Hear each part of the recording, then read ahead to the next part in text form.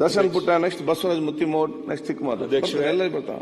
Budget ಮೇಲೆ ಮಾತಾಡಕ್ಕೆ ಅವಕಾಶಕ್ಕಾಗಿ ಧನ್ಯವಾದಗಳು. ಏನು 16ನೇ ಬಜೆಟ್ ಮಂಡಿಸಿದಂತ ಮಾನ್ಯ ಸಿದ್ದರಾಮಯ್ಯ ಅವರಿಗೆ ಧನ್ಯವಾದಗಳನ್ನ ಹೇಳಿ, ಈ ಬಜೆಟ್ ಗಾತ್ರ ಏನು GSDP ಏನಿದೆ 30.7 ಲಕ್ಷ ಕೋಟಿ ಮತ್ತೆ ಬಜೆಟ್ ಗಾತ್ರ 4.09 ಲಕ್ಷ ಕೋಟಿ.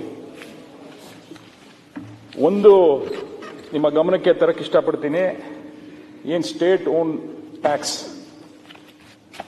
ಟ್ಯಾಕ್ಸ್ ರೆವೆನ್ಯೂ ಅಂತ ಏನಿದೆ, ಈಗ ಕಳೆದ ವರ್ಷ ನಾವು ನೋಡಿದ್ರೆ ಅದ್ರ ಎಲ್ಲಾ ವರ್ಷಗಳನ್ನ ಕೆಲವು 10 ವರ್ಷಗಳಿಂದ ನೋಡಿದ್ರೆ ಬರೀ ಸಿಂಗಲ್ ಡಿಜಿಟ್ ಅಲ್ಲಿ ಪ್ರತಿ ವರ್ಷ ಇನ್ಕ್ರೀಸ್ ಆಯ್ತಾ ಇತ್ತು.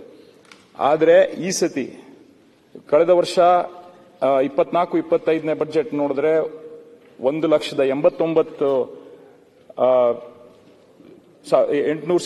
ಕೋಟಿ ಇತ್ತು. ಈಗ 1.8 ಲ್ಯಾಕ್ ಕ್ರೋರ್ಸ್ ಇಂದ 2.08 ಲ್ಯಾಕ್ ಕ್ರೋರ್ಸ್ಗೆ ಇನ್ಕ್ರೀಸ್ ಮಾಡಿರುವಂತದ್ದು. ಅದು ಆಲ್ಮೋಸ್ಟ್ 15% ಇನ್ಕ್ರೀಸ್. ಈಗ ನಾವು ಹಿಸ್ಟಾರಿಕಲ್ ಡೇಟಾ ತಗೊಂಡ್ರೆ ಯಾವಾಗಲೂ ಇಷ್ಟು ಪ್ರಮಾಣದ ದೊಡ್ಡ ಪ್ರಮಾಣದಲ್ಲಿ ಯಾವಾಗಲೂ ಯಾವ ವರ್ಷನೂ ಇನ್ಕ್ರೀಸ್ ಆಗಿಲ್ಲ. ಏನಿದ್ರು ಆವರೇಜ್ ಆಗಿರೋಂಥದ್ದು, ಹೈಯೆಸ್ಟ್ ಗ್ರೋತ್ ಆಗಿರೋಂಥದ್ದು 2022-23ರಲ್ಲಿ ಬಜೆಟ್ ಮಂಡನೆ ಆದಾಗ ಅದು 9.5% ಮಾತ್ರ ಆಗಿರೋಂಥದ್ದು. ಈ ಭಾಗ ಏನು 15.4% ಏನು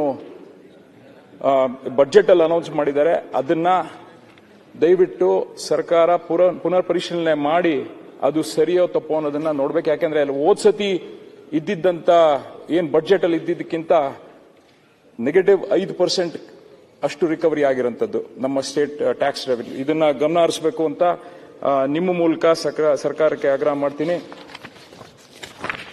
ಈಗ ಅದರಲ್ಲಿ ನೋಡಿದ್ರೆ ಎರಡನೇದು ಒಂದು ನಾವು ನೋಡ್ತಾ ಇದ್ದಾಗ ಎರಡನೇ ವಿಷಯ ಬಂದಿದ್ದೇನೆಂದ್ರೆ, ನಮ್ಮ GSDPಗೂ ಮತ್ತೆ ನಮ್ಮ ಬಜೆಟ್ಗೂ ಏನು ರಿಲೇಷನ್ ಇದೆ ಅಂತ, ಎಷ್ಟು ಪರ್ಸೆಂಟೇಜ್ ಇದೆ ಅಂತ ನಾವು ಪರ್ಸೆಂಟೇಜ್ ನೋಡಿದಾಗ ನಮ್ಗೆ ಗೊತ್ತಾಗಿದ್ದು, ಈಗ ನಮ್ಮ ಕರ್ನಾಟಕ ರಾಜ್ಯದ ಬಜೆಟ್ 13.35% ಮಾತ್ರ. ಈಗ ನಮ್ಮ ಬಜೆಟ್ ಅನ್ನ ಬೇರೆ ರಾಜ್ಯಗಳಿಗೆ ಕಂಪೇರ್ ಮಾಡಿದ್ರೆ, ಈಗ ಮಹಾರಾಷ್ಟ್ರ ಇರ್ಬೋದು, ಗುಜರಾತ್ ಇರ್ಬೋದು, ತಮಿಳುನಾಡು ಇರ್ಬೋದು ಎಲ್ಲ. ಈಗ ಮಹಾರಾಷ್ಟ್ರ ಅವರ GSDP ಇದ್ದಿದ್ದು 47 ಲಕ್ಷ ಕೋಟಿ, ನಮ್ದು 30 ಲಕ್ಷ ಕೋಟಿ. ಅವರ ಬಜೆಟ್ ಪ್ರಮಾಣ ನೋಡಿದ್ರೆ ಯೂಶಲಿ ಏನು ಜಾಸ್ತಿ ಬಜೆಟ್ GSDP ಇದ್ರೆ ಕಮ್ಮಿಯ ಪರ್ಸೆಂಟೇಜ್ ಗ್ರೋತ್ ಇರ್ತದೆ, ಬಜೆಟ್ ಇರುತ್ತೆ. ಅದ್ರ ಪ್ರಕಾರ ನೋಡಿದ್ರೆ ನಾವು 13.35% ಮಾತ್ರ ಇರೋಂಥದ್ದು. ಬೇರೆ ರಾಜ್ಯಗಳಿಗೆ ಕಂಪೇರ್ ಮಾಡಿದ್ರೆ ನಾವು ಲೋವರ್ ಎಂಡ್ ಅಲ್ಲಿ ಇದೀವಿ. ಅದನ್ನ ಯಾವ ತರ ಇನ್ಕ್ರೀಸ್ ಮಾಡಬಹುದು ಅಂತ ಸರ್ಕಾರ ಗಮನ ಹರಿಸಬೇಕು. ಇನ್ಕ್ರೀಸ್ ಮಾಡಿದ್ರೆ ಬೇರೆ ಕೆಲಸ ಕಾರ್ಯಗಳಿಗೆ ಇನ್ನೂ ಹೆಚ್ಚಿನ ಬಜೆಟ್, ಏನು ಫಿಸಿಕಲ್ ರೆಸ್ಪಾನ್ಸಿಬಿಲಿಟಿ ಏನಿದೆ ಆ ಒಂದು ನಿಯಮಾವಳಿಗಳಲ್ಲಿ ಅದನ್ನ ಇನ್ನೂ ಜಾಸ್ತಿ ಮಾಡಬಹುದು ಅನ್ನೋದು ನನ್ಗಾದ್ರೂ ಅನ್ನಿಸ್ತದೆ. ಅದನ್ನ ದಯವಿಟ್ಟು ನಿಮ್ಮ ಮೂಲಕ ಸರ್ಕಾರಕ್ಕೆ ಆಗ್ರಹ ಮಾಡೋದೇನೆಂದ್ರೆ ಅದನ್ನ ಗಮನ ಹರಿಸಬೇಕು ಅಂತ ಕೇಳ್ಕೊಳ್ತೀನಿ. ಆಮೇಲೆ ರೈತರಿಗೆ ಬೆಂಬಲ ಬೆಲೆ ಒದಗಿಸಲು 10,000 ಕೋಟಿಗಳ ಆವರ್ತ ನಿಧಿಯನ್ನು ಸರ್ಕಾರ ಒದಗಿಸಬೇಕು. ಅದನ್ನ ಬಜೆಟ್ ಅಲ್ಲಿ ಅನೌನ್ಸ್ ಮಾಡಿಲ್ಲ. ಮಾರ್ಕೆಟ್ ಇಂಟರ್ವೆನ್ಷನ್ ಫಂಡ್ ಇದು ಅತಿ ಅವಶ್ಯಕ. ಯಾಕೆಂದ್ರೆ ಮಾರ್ಕೆಟ್ ಅಲ್ಲಿ ಎಲ್ಲಾ ಬೆಳೆಗಳಿಗೆ ವೇರಿಯೇಷನ್ ಆಯ್ತಾ ಇರೋದ್ರಿಂದ ಅದನ್ನ ಮಾರ್ಕೆಟ್ ಇಂಟರ್ವೆನ್ಷನ್ ಫಂಡ್ ಇಂದ ಅದನ್ನ ತುಂಬಬೇಕು ಅಂತ ಸರ್ಕಾರಕ್ಕೆ ಆಗ್ರಹ ಮಾಡ್ತೀನಿ. ಮೈಕ್ರೋ ಫೈನಾನ್ಸ್ ಜಾಲದಿಂದ ಬಡ ಜನರ, ವಿಶೇಷವಾಗಿ ಮಹಿಳೆಯರಿಗೆ ಪಾರು ಮಾಡಲು ಈಗಾಗಲೇ ನಿಮಗೆ ಗೊತ್ತಿರೋ ಹಾಗೆ ಎಲ್ಲಾ ಕಡೆ ಸೂಸೈಡ್ಗಳು ನಡೀತಾ ಇದೆ. ಅದಕ್ಕೆ ಯಾವ ತರ ಸರಳ ವಿಧಾನದಲ್ಲಿ ಸಾಲನ ಒದಗಿಸಬೇಕು, ಅದಕ್ಕೆ ಕ್ರಮ ವಹಿಸಬೇಕು ಅಂತ ನಿಮ್ಮ ಮೂಲಕ ಕೇಳ್ಕೊಳ್ತೀನಿ. ಕೃಷಿ ಕ್ಷೇತ್ರ ಮತ್ತೆ ಈಗ ಬಜೆಟ್ ಅಲ್ಲಿ ನೋಡಿದ್ರೆ ನಾವು ನೀರಾವರಿಗೆ, ಇರಿಗೇಷನ್ಗೆನೆ ಬೇರೆ ಸ್ಟೇಟ್ಗಳಿಗೆ ಕಂಪೇರ್ ಮಾಡ್ಕೊಂಡ್ರೆ ನಾವು ತುಂಬಾ ಕಮ್ಮಿ ಇದ್ದೀವಿ. ಈಗ 3.4% ಬಜೆಟ್ ನಾವು ಇರಿಗೇಷನ್ ಕೊಟ್ಟಿದ್ವಿ. ಇದರಿಂದ ನಮ್ಮ ರೈತರಿಗೆ ತುಂಬಾ ಸಮಸ್ಯೆ ಆಯ್ತದೆ. ಅದನ್ನ ಸರ್ಕಾರ ಗಮನ ಹರಿಸಿ ಯಾವ ತರ ಅವರು ಜಾಸ್ತಿ ಮಾಡಬೇಕು ಅನ್ನೋದನ್ನು ನೋಡಬೇಕಾಗತ್ತೆ. ಮತ್ತೆ ಏನು ಹಾಗೆ ಕಾರ್ಮಿಕರ ಬದುಕಿಗೆ ಕಂಟಕವಾಗಿರುವ 4 ಕೋಡ್ ಇದನ್ನ ತಿರಸ್ಕಾರ ಮಾಡಬೇಕು. ಮತ್ತೆ ವಿದ್ಯುತ್ ಕ್ಷೇತ್ರದಲ್ಲಿ ಈಗೇನು ಖಾಸಗೀಕರಣ ಪ್ರಕರಣ ನಡೀತಾ ಇದೆ, ಸ್ಮಾರ್ಟ್ ಮೀಟರ್ಗಳನ್ನ ಅಳವಡಿಸ್ತಾ ಇದ್ದಾರೆ, ಅದನ್ನ ಕೈ ಬಿಡಬೇಕು ಅಂತ ನಿಮ್ಮ ಮೂಲಕ ಸರ್ಕಾರಕ್ಕೆ ಆಗ್ರಹ ಮಾಡ್ತೀನಿ. ಆಮೇಲೆ ಏನು 3 ಕೃಷಿ ಕಾಯ್ದೆಗಳಿರ್ಬೇಕು, ಅದನ್ನ ಪ್ರಣಾಳಿಕೆಯಲ್ಲೂ ಸರ್ಕಾರ ಅನೌನ್ಸ್ ಮಾಡಿತ್ತು, ಅದನ್ನ ಕೈ ಬಿಟ್ಟಿಲ್ಲ. ದಯವಿಟ್ಟು ಅದನ್ನ ಕೈ ಬಿಡಬೇಕು ಅಂತ ನಿಮ್ಮ ಮೂಲಕ ಕೇಳ್ಕೊಳ್ತೀನಿ. ಆಮೇಲೆ national policy framework for agriculture ಇದನ್ನು ತಿರಸ್ಕಾರ ಮಾಡಬೇಕು ಅಂತ ನಿಮ್ಮ ಮೂಲಕ ಕೇಳ್ಕೊಳ್ತೀನಿ.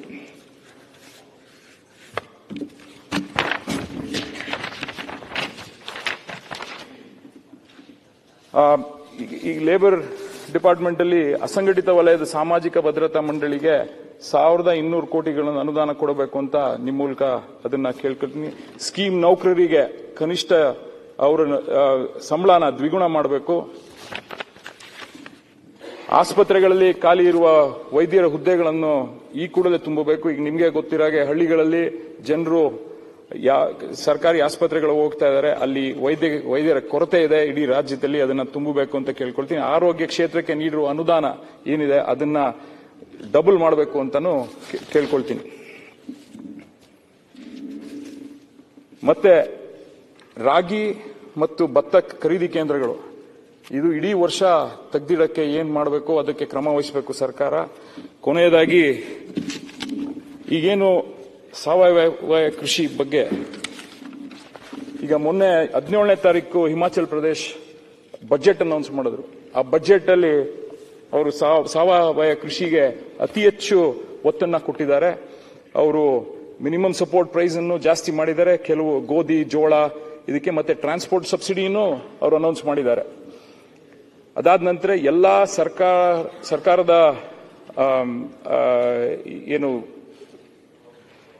ಫಾರ್ಮ್ಗಳಿದೆ ಅದನ್ನೆಲ್ಲಾನು ನ್ಯಾಚುರಲ್ ಫಾರ್ಮಿಂಗ್ಗೆ ಶಿಫ್ಟ್ ಮಾಡಬೇಕು ಅಂತ ಇದೊಂದು ಮಾಡಿದ್ದಾರೆ. ಮತ್ತೆ 1 ಲಕ್ಷ ರೈತರನ್ನ ನ್ಯಾಚುರಲ್ ಫಾರ್ಮಿಂಗ್ಗೆ ತರಬೇಕು ಅಂತ ಈ ಒಂದು ಬಜೆಟ್ ಅಲ್ಲಿ ಅನೌನ್ಸ್ ಮಾಡಿದ್ದಾರೆ. ನಮ್ಮ ರಾಜ್ಯದಲ್ಲೂ ಈಗ ಈ ಬಜೆಟ್ ಅಲ್ಲಿ ಜೋಯ್ದಾ ತಾಲೂಕನ್ನ ಕಂಪ್ಲೀಟ್ ಆಗಿ ನ್ಯಾಚುರಲ್ ಫಾರ್ಮಿಂಗ್ ಮಾಡಬೇಕು ಅಂತ ಅನೌನ್ಸ್ ಮಾಡಿದ್ದಾರೆ.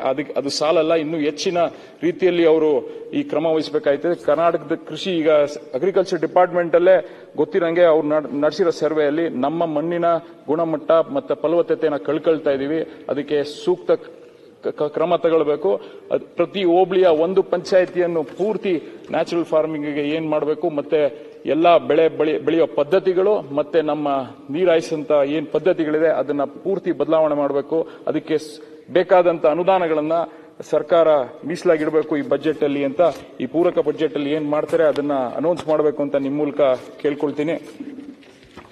ಕೊನೆಯದಾಗಿ ಪ್ರೊಫೆಸರ್ ನಂಜುಂಡಸ್ವಾಮಿ ಸಂಶೋಧನಾ ಪೀಠವನ್ನು ಮೈಸೂರು ವಿಶ್ವವಿದ್ಯಾಲಯದಲ್ಲಿ ಮಾಡಬೇಕು ಅಂತ ಅನೌನ್ಸ್ ಮಾಡಿದ್ದಾರೆ ಬಜೆಟ್ ಅಲ್ಲಿ. ಕರ್ನಾಟಕ ರಾಜ್ಯ ರೈತ ಸಂಘದ ಪರವಾಗಿ ಮಾನ್ಯ ಸಿದ್ದರಾಮಯ್ಯ ಅವರಿಗೆ